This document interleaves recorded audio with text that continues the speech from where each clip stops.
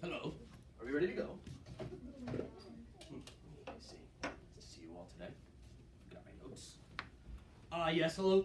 Good morning. My name is Theodore Roosevelt. I was the 26th president of these United States, the greatest country in the world. Mrs. Would you hold my pictures, please? Thank you. Makes it easier for me to see. I'm a bit farsighted. Yes, I was born on October 27th, 1858. Now, as a young child, my parents, they called me the name T.D. It was a nickname that I kept for my entire life. However, you can refer to me as Mr. President. You may not use T.D. Only my family was allowed to. Okay. Now, I was born as a very sick young boy. I had asthma, and my father was very worried that I would not make it past my first birthday. However, I persevered, and I was a very healthy boy by the time I was 13.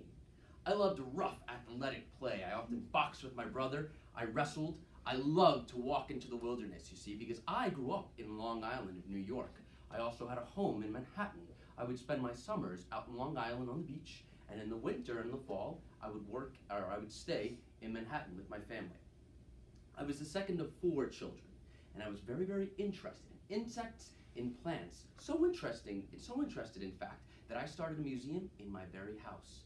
Sometimes my housekeeper would come into my room, and she'd open up a drawer, and you know what she would find? Animals and insects, and she'd run away. She'd be very scared. Now, eventually I had to take all that away. But some of my exhibits that I kept in that museum when I was as young as 5 years old can now be found in the library of the Museum of Natural History in New York City. I dedicated much of my work from the age as young as 5 there. Now, I was also a very powerful orator. At the age of 6, I would often come into parties that my father held and make speeches and grand gestures and bang my fist, and people thought I was very cute and funny. Little did they know that they were looking at a future president. I was very dedicated to school, so dedicated in fact that I was accepted into one of the most prestigious and wonderful colleges in the entire world, Harvard, of course. While I was in Harvard, I was a very successful student. I finished in the top 10% of my class. I also wrote a book on U.S. naval history of the War of 1812. It was such a successful book that it was known as the end-all, be-all of all books on the War of 1812. I was only 18 when it was published. Now I joined a very special society. It was known as Porcellian. I was very popular, and I eventually met my wife there at Harvard. Her name was Ann Lee. Tragically, however, when I was just after we become married, both her and my mother died on the same day. The only thing that I wrote in my diary that day was that the light has gone out of my life. It is something that I don't often talk about anymore, but it's a very sad thing. After I left Harvard, I joined law school. However, I was halfway through, and I decided this is not for me. I decided that I wanted to run for office, so I became a state assemblyman in New York, in Albany. I had to retire after some bad press. You see, some people thought that I was not doing a good job, but they were wrong. I was cleaning up New York City. There was a lot of crime and corruption, and I knew I had to put an end to it. So what I did after they let me go, I started a ranch out in South Dakota, because you see, I still loved nature. I worked as a sheriff out there, and I cleaned up towns. When I returned to New York City, I married the love of my life. Her name is Edith Carroll. I had known her since I was a young boy. We had 5 children before I even ran for mayor of New York City. And I was not elected, however. I chose instead to write a book afterward. I decided to do some thinking after all this happened, wondering, should I become a politician, or should I work as someone like a lawyer? And it took me some time. Eventually, I decided I wanted to become the New York City Police Commissioner, and I reformed one of the most corrupt police units in all of the United States, because you see, there were people that were using New York City as their own little underground jungle, and I cleaned it up. After that, I became assistant secretary to the Navy, and I went and I fought in the Spanish-American War and the Rough Riders. I was known to charge up hills as they fired down at me.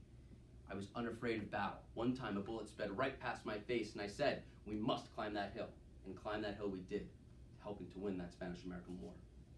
When I came back to New York, I was elected governor of the state. I taxed corporations, and I used the press to my advantage because I was a very smart and thoughtful politician.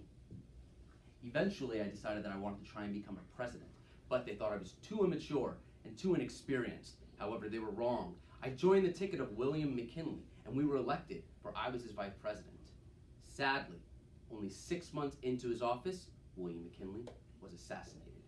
It was finally my time to become president. As the president, I had one message for all of the people of the United States. We would speak softly, but carry a big stick, which meant that while we would walk and be kind to the nations, should anyone try and impose their will on us, the United States of America, we would not back down, and we did not. Some of just the few things that I accomplished as a president was building the Panama Canal. I also broke up dangerous and terrible trusts and monopolies that were ruining our nation's economy. An interesting story about me that you might be impressed by. One day, I was planning to give a speech. Just like any other day, as I was walking, preparing myself, a man attempted to assassinate me. He shot me in the chest. They rushed me to the hospital. They said, "Mr. Roosevelt, President Roosevelt, you must rest. And I said, "No, the people need me." I got out of the hospital bed with the bullet still in my chest. I drove in a car to where the speech was going to happen. It was pouring down rain, and I spoke for 90 minutes with a bullet inside of me, where I knew that the people of America needed me and needed my message to be heard. Although I was elected to my second term, I decided that 2 terms was enough for me as president. I opted to not run for a third one. Instead, I went on a safari. I came home and I tried to run again for president afterwards. However, unfortunately, I lost. Now, after I lost that election, I went to the Amazon, and it was a wonderful but scary trip. For you see, as we were walking through that incredible river, an animal came and attacked me. It bit a piece of my leg. Sadly, I contracted Spanish flu.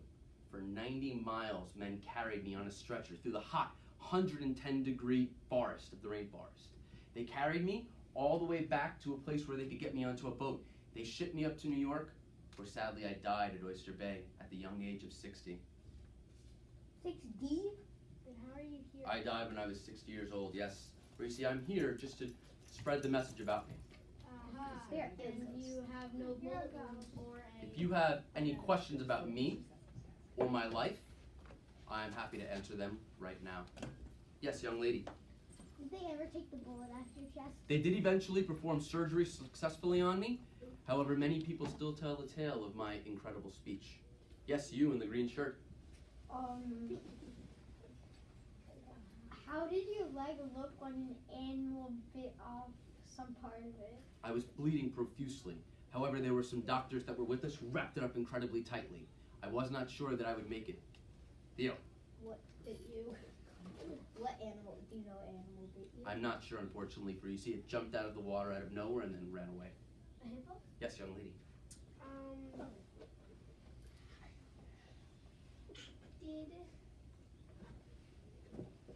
Did you lose a lot of blood? Yes, I did. Young man. What kind of gun did you get shot in the chest by? I believe it was a simple pistol. Yes, young man.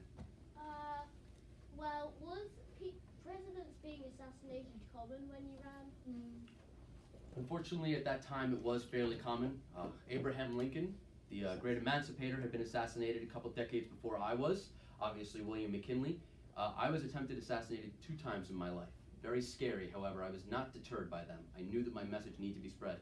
Yes, young lady. Hi, my name is Blair. Hello, Blair. Okay, how many cousins do you have?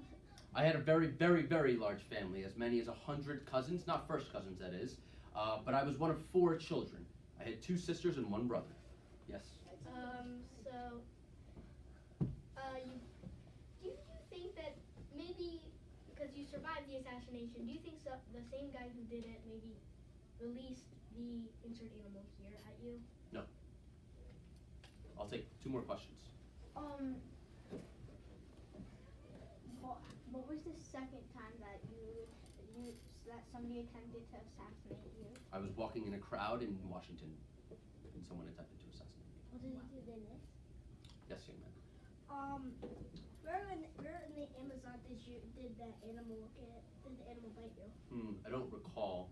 The fever must have warped my memory.